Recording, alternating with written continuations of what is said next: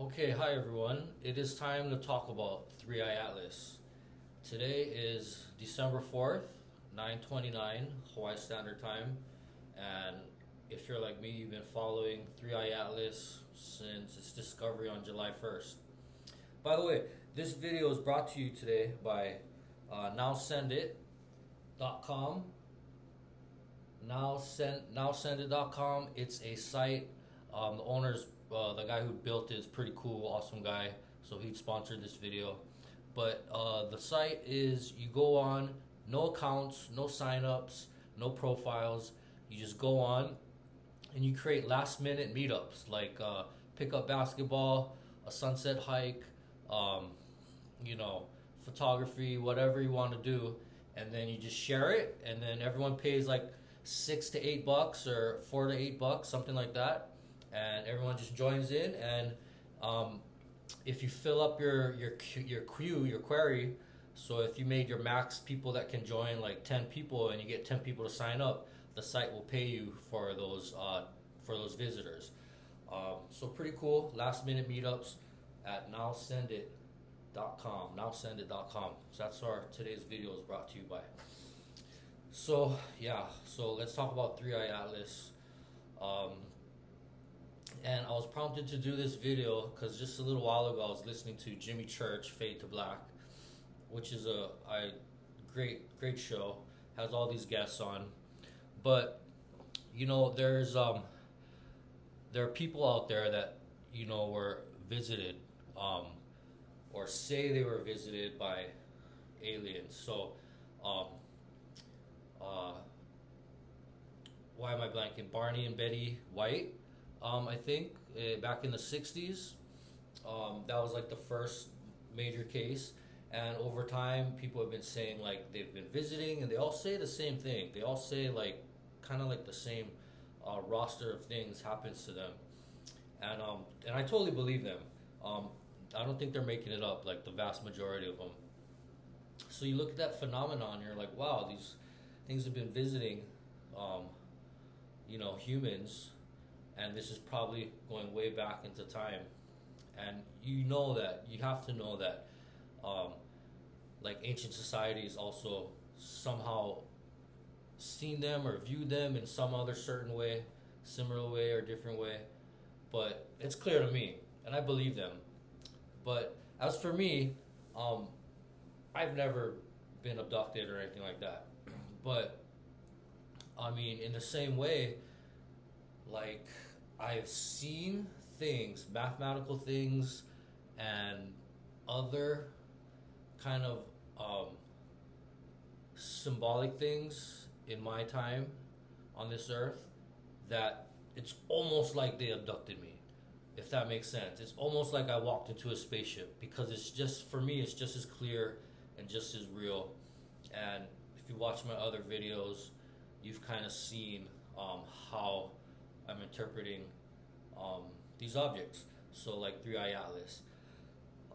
So as you know, or as you may not know, just one of the, well, first of all, there's a bunch of these anomalies, and I'll tell you, when the comet was first discovered, and I saw the trajectory and its approach to Mars and Jupiter, I was like, done.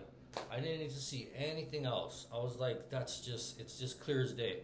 For an object to come down on that trajectory, and all the so-called scientists, they're like, well, that could be, and it could be a random thing, but really, it's not. It's like, come on, people, like, don't you see this?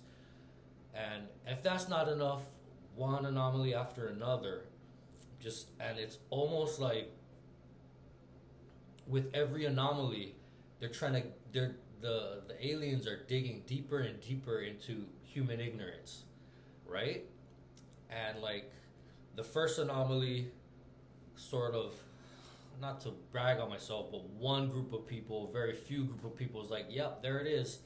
And if that was all that happened, if that was the only anomaly that happened, and after it, and then just the trajectory and the closest approaches, and everything else about the comet was just a regular comet, um, then you know what? I would have been like, cool. And to me, that would have been a sign or signal, and I wouldn't need any of the other anomalies.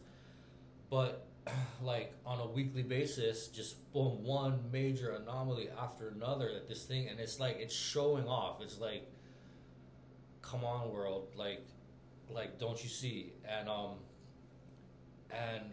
it's kind of funny, but it also just goes to show that, like people have these experiences, and for some people they need like a being, like, to come into their room in the midnight and say, I'm from planet whatever, and they need that. And even for them, that's not enough. Like, was I on something? Or they'll say those kinds of things. Was I on something? Didn't I sleep enough the night before? So, so you have this range of phenomena, which is very interesting. But what's happening with Three Eye Atlas? It's the equivalent of, it's the kind of gracious equivalent, or how I should say, it's kind of the classy equivalent of them landing on, the state capitol or Washington D.C. and just hovering there, and then them just beaming down. It's almost like that. In fact, it's even more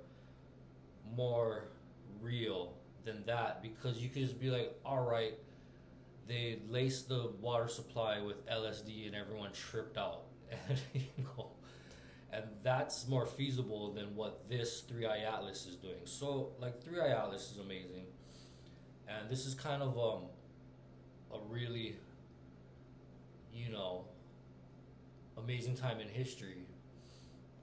And if you think about past societies, was there an event that they all witnessed, or that in the same way, in the same fashion, or each continent had the same similar thing, and they're like, holy shit, well, that's what it is.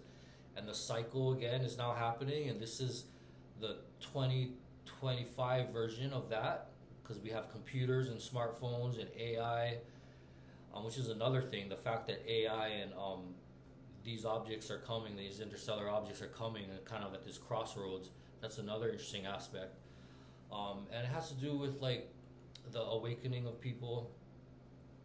And so, like, I wonder, like, I'm sure they've been here before.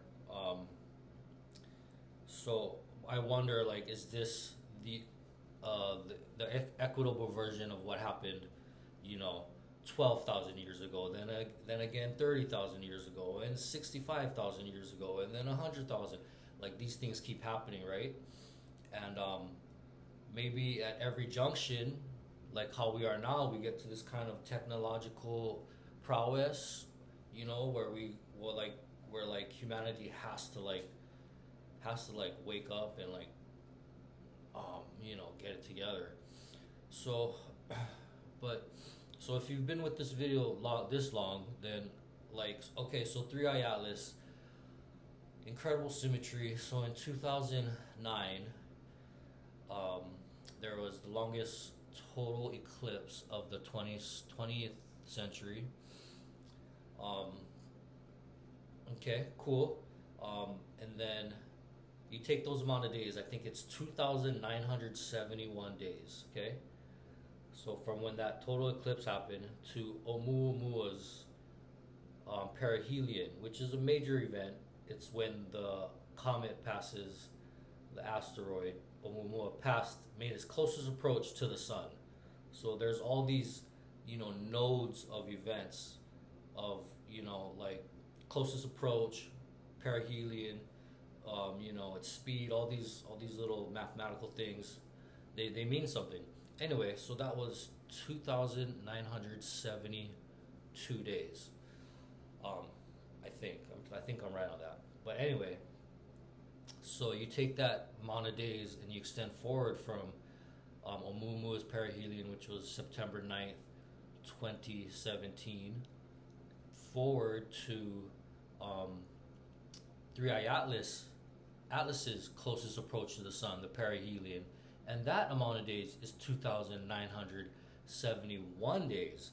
So minus 1 day, but temporarily, it's exactly in the middle because of the way the world turns around the sun, um, the way our calendars are set up. So even if it was just that, if it was actually one day off, still that's an incredible symmetry. So when like Avi Loeb is speaking about this bank of physical symmetries, then I know about this other time synchronization symmetries, and it's just like this.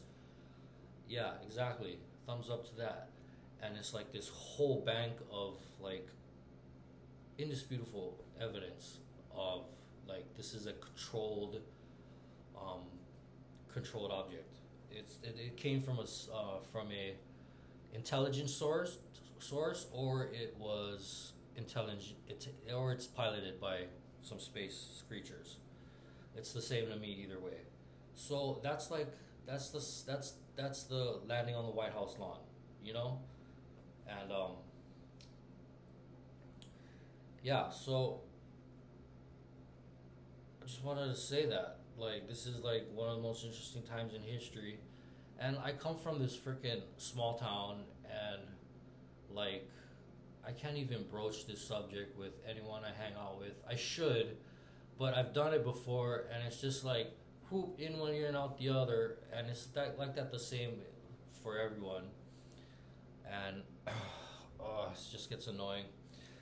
Um, Now, if you're wondering like how did I see this, how did I come up with this, and I'll tell you like when I was a teenager, I was very stressed out. Like I know I was more stressed out than I should be, and I was keen enough to know like I'm just going through this stress. Um, and parents didn't help. I just remember thinking like, oh, they seem to say the exact wrongest thing or do the most wrongest thing possible, uh, and like they have no sense of like what I'm going through. So anyway, go through a really stressful time, and you don't have like, you know, you can't really tell your friends about what you're going through, and that's just the way society works, which it shouldn't be. But I found myself those teenage years, like 13, I started looking at the stars. 13 all the way through 19 or 20, really religiously, just like on a nightly basis, just looking up and being like, oh God, like just like I needed someone to hear me, and I'd sometimes pray or whatever. And so while doing that, I would just since I'm out there and I have an interest in you know these things or science things, I'd start studying the stars, and like, oh, what constellation is that and that. And this was before like smartphone apps and all that. And I just took it upon myself, just me, my own little project, I guess, was to teach myself about the heavens. And there was internet back then, so I'd go out there and ponder stuff, look up at the stars, and then I'd come back in when I wanted a question answered, and I'd Google it and like, all right, how far away is this galaxy? Or like, all right, the tilt of the Earth is this way, so that's why we're seeing these stars move like that, and da da, and what constellation rises. So in a real sort of polymath way, I I freaking just dove, straight into teaching myself that, and that was my calm. That was my meditation, and it really helped through, and also because I'm Pacific Islander, that my ancestors really relied on the stars too, for navigation and wayfinding through the ocean, and at that time I really needed to find my way through the stress and the kind of just intensity that I went through as a teenager, and so that was the connection that I sought, and it really helped, and then during that period, I'd see stuff like everyone else does, but it was always subtle, and it was always in such a way that was like, okay, I'll give you an example. Let's say, okay, just thinking of an example. Let's say you go to a restaurant, right, and you're eating food and whatever, and then every time you walk out the door, an oddity happens, right? Every time you just walk out the door, just as you're crossing that threshold, right? And whatever it is, corner of your eye, um, you know, like, um, whatever it is. And at the first few times you're like, okay, whatever. And if it happens enough, then it's like, okay, that's what is that? And if you're keen enough, you start paying attention to stuff like that. And so I started doing that, and yeah, I kind of maybe um, started thinking of things differently then. Um, and this is on top of actually an experience I had when I was 16, which I won't share because that's and it involved like a sighting. Um, but here's the well, I guess I will share a little bit. Here's the thing: the sighting of it. We were walking, me and a group of people, a small group, and there's another group of people, and we were walking, and we all kind of just looked up out of the blue, and saw something that even if you were looking for it, you wouldn't be able to see because it was so tiny in the sky and kind of blended into the clouds. And that was interesting, but the circumstances surrounding that, like what happened before that and what happened after that, was all very symbolic. And I guess in a way that kind of trained me to look at things in such a way that helped me figure out like all these time matrices. And if you want me to expand, sure, I'll expand. Um, so what is like the state of our galaxy right now? Okay, so you have these beings out there who very well may be us in the future. That's entirely possible because of the time signaling. I kind of lean towards that in one way, but there's probably other beings, and they're all on the same page. They all understand that Earth is a beautiful place. Um, whether it's we're here as we're here to have a physical experience, and then we go on to another existence, or it's like karma, or it's all like reincarnation, whatever framework you want to think about. It's all game to them, but I think they know that this is a special place, and it really is special when you look at things, how beautiful it is. So okay, so there's probably more than one entity out there, and they're all on the same page regarding like how they interact and how they don't interact with humans. Um, Now the one thing is reptilians. So here's the thing: it's entirely possible, and there probably is. I'm sure somewhere in the galaxy, in the universe, a reptilian intelligence. Because like if you're outside and you look at like a lizard on a tree limb, they've got the 5 digits. They've got the um, 4 legs. Um, but the thing about so the difference between mammal evolution and reptilian evolution is evolution is very compounded, right? So reptilian intelligence that would have spaceships and all this would be a very interesting intelligence, but it's still very narrow, if that makes sense. It's like a narrow AI where um, really really good at like one or two things, like the best out there, but just adjacent to that, like no, not really good at all.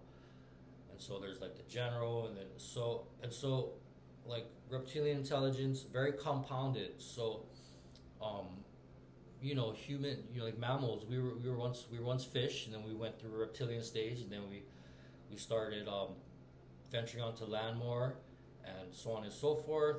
Divergence, we became mammals, then the great apes, and then at some point in our past, our DNA changed. That seems quite obvious. Um, and then, so that's kind of our evolution, and that's probably um, very common. I think that's a very common way of how things would evolve. Um, with help from an occasional meteor to help the young rodents, the little mammals burrowing in the soil, and that would be very common. But otherwise, reptilians might be more common. If so anyway, so and there might be like you know octopus intelligence. Um, well, I got way off track. So I do think that like very very high intelligence have a very very hands off kind of um, rule, because I mean like okay, so a multi-dimensional um, freaking 2 billion years more advanced than human, whether it's reptilian or humanoid type alien with all the AI. I mean, like, what are we gonna possibly, there's no match there. I mean, okay, like, yeah, this comet might be them, just with the anomalies and the the one the cascading effect to kind of embrace all of humanity. Um, so I know I'm all over the place when I talk about this, and I try not to write things down. I've never been that way. But I should try starting to write things down and having like a little checklist I can go through and talk about, because I come on here and I don't know what I'm gonna say. I have an idea, but okay. Visit the site, our sponsor, nowsendit.com, and check it out. And if you want to subscribe too, oh, that was the other thing. I have like 3 subscribers, and I'm kind of stoked because I don't know, like, what do you do when you have 1,000 subscribers? You start coming on every day, and like, I don't know, like, are you a YouTuber after that? I don't know. And then what if I had 10,000 subscribers? Do I quit my job then? Like, how does that work? Because I would in a flash. I would in 2 seconds quit my job and become a YouTuber and talk to you guys all the time. Okay. Next video is going to be the comedy video. Alright, thanks. Bye.